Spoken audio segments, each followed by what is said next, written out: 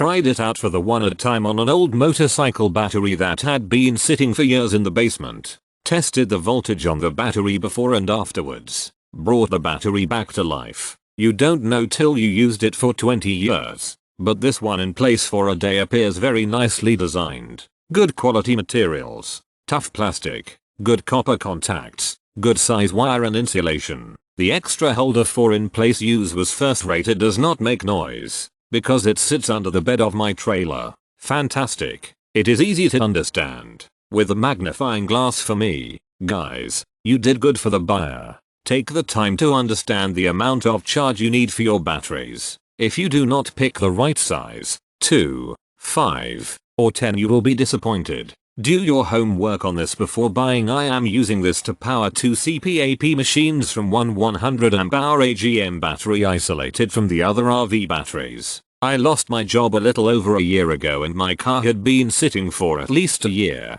Needless to say, the battery was completely drained. Reading 0 volt. Thought my multimeter was reading it wrong at first. Which is beyond dead and most people would just buy a new one. Decided I'd try this to and save a few dollars as well as have a charger for future charging needs. I'll let the charger try and charge it to full. There's a force change mode for dead 0V battery. After that hopefully it lets you charge it normally. After that I used the recovery mode. Then let it charge normally on this for a few days. Recently tried to start my car with the battery to try and take it to the mechanic to fix issues, which led me to stop driving it in the first place. Turned the key and no hesitation. Car took slightly longer than normal to start, but sitting for about a year plus old gas as expected. The battery had no trouble starting the car. This thing really helped revive my completely dead lead acid battery.